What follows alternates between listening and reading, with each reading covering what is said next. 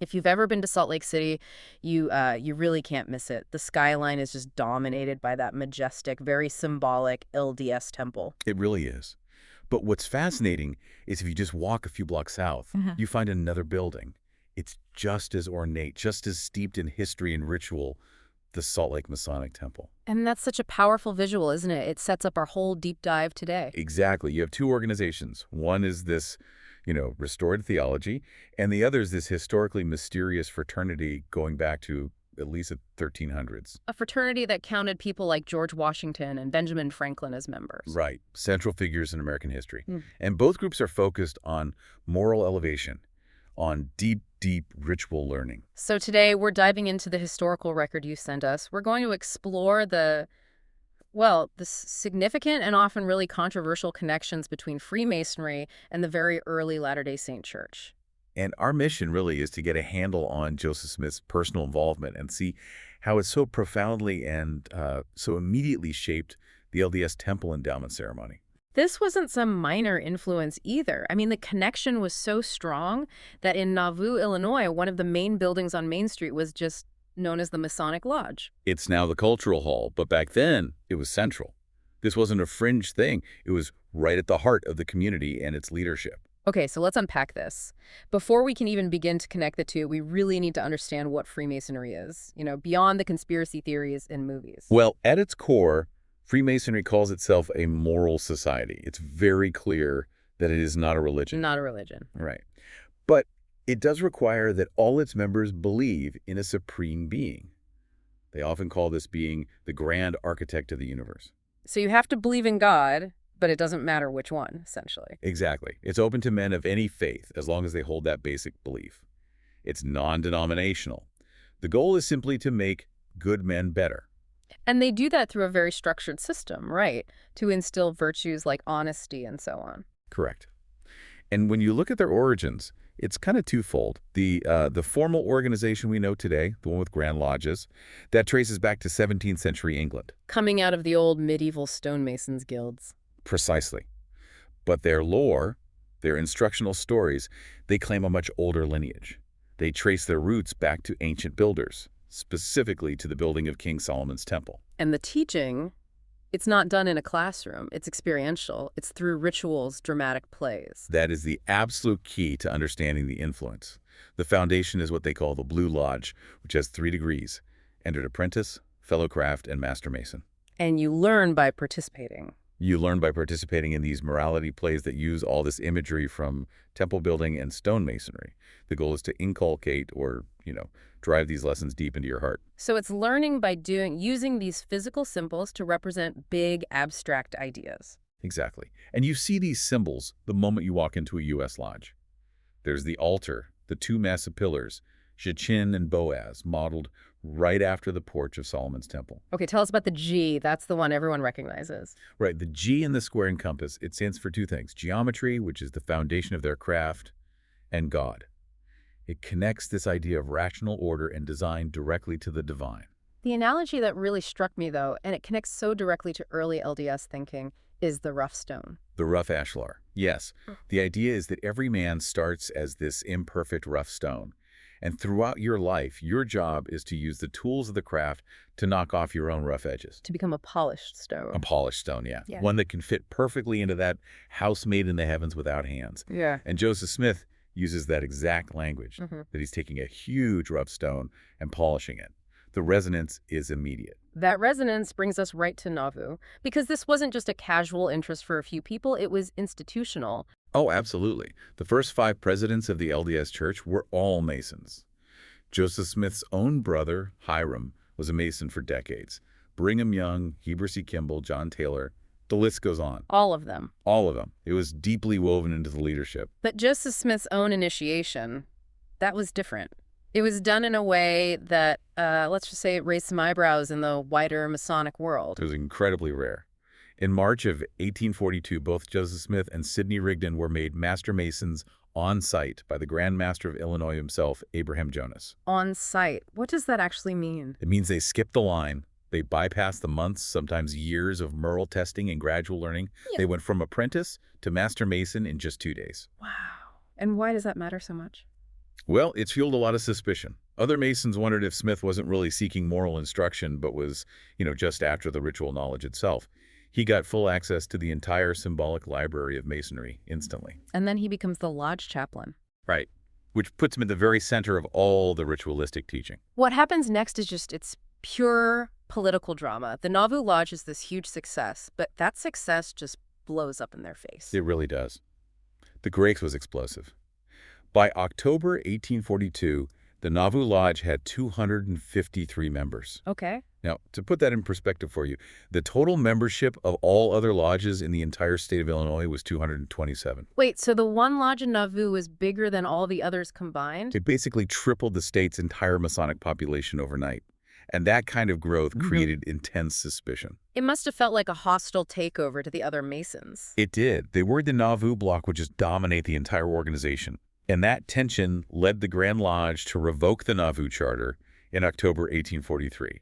They were cut off. So, a year before his death, Joseph Smith is both a master Mason and the leader of a group that's been excommunicated, essentially, from the Masonic fraternity. And that rejection escalates into this horrific sense of betrayal at Carthage jail in June 1844. Right. Historical sources claim that as Joseph Smith fell from the window after being shot, he may have cried out the Masonic call of distress. Oh, Lord my God, is there no help for the widow's son? That's the one. It is the highest plea for aid a Mason can make, and any fellow Mason is bound by a solemn oath to answer it. But the terrible irony is that there were Masons in the mob that killed him. That is the heart of the betrayal. For the Latter-day Saint Masons, the failure of those men to honor that oath created a rift, a deep wound that lasted for decades. This brings us to the absolute core of our deep dive, the convergence of the rituals. The timeline here is just critical. It's everything. Joseph Smith is made a Master Mason on March 16, 1842. Then, just over 1 month later, May 4th, 1842, he introduces the new temple endowment ceremony. A month, that's incredibly fast. The timeline is just too close to be a coincidence. He introduces this new ceremony to 9 men in a room on the 2nd floor of his red brick store. Even the LDS historian Reed Durham called the parallels unmistakable. And it sounds like the ritual was still being put together almost on the fly.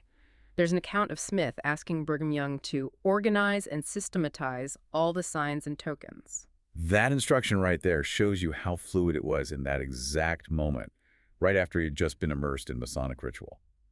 And when you look at the specifics, the similarities aren't just suggestive. In some cases, they are identical.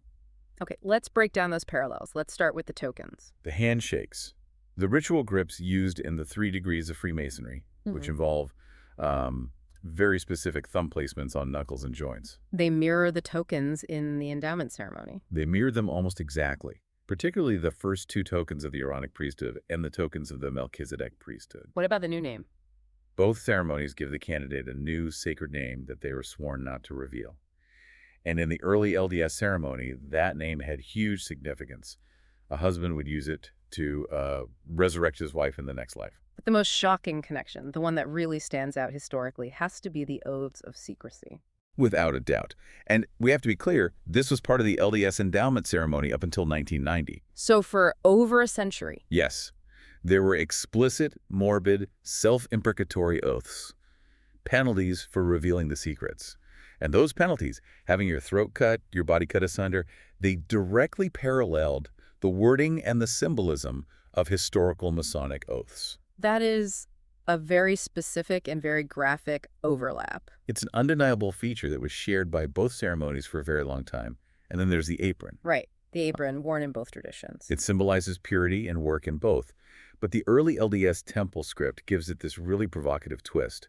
When Adam and Eve are told to put on their aprons, it's Satan, or Lucifer, who commands them to do it. And Lucifer calls the apron. He calls it an emblem of my power in priesthoods. It's this fascinating inversion of the symbol, even while the item itself is a shared ritual element. So what do we do with all this deep historical connection, this direct ritual overlap? Is it just copying? Or is there another way to look at it? And this is where we get into interpretation. And there are really 2 main camps. The first is the critical academic viewpoint, which sees it as syncretism. Syncretism meaning an amalgamation of different ideas. Right. The argument is that Joseph Smith was a sponge. He absorbed ideas from his environment, American spiritualism, like his treasure-seeking with dowsing rods, Gnostic thought, and of course Freemasonry, and synthesized them into his new religion. When you say Gnostic thought, what does that mean in this context? Well, Gnosticism, in a general sense, is about achieving salvation through secret knowledge, or gnosis. And you get that knowledge by progressing through rites and stages of initiation. A pattern of moving through veiled knowledge, tokens, signs? It's a perfect fit for the structure of both Masonry and the endowment. So that lends weight to the idea that Smith borrowed the framework from these sources to teach his own doctrines. Okay, so that's the argument for cultural synthesis. How does the Latter-day Saint perspective explain these same undeniable similarities? They argue very strongly that the endowment is a restoration of an ancient divine ordinance that goes all the way back to Adam, Moses, and Solomon's temple. So, in that view, the similarities exist because Masonry is a corrupted version of the original true ceremony. Exactly. They would call Masonry an apostate endowment, a broken-off, degenerated piece of the true priesthood rituals. Early leaders were very explicit about this. They said Masonry was taken from the priesthood.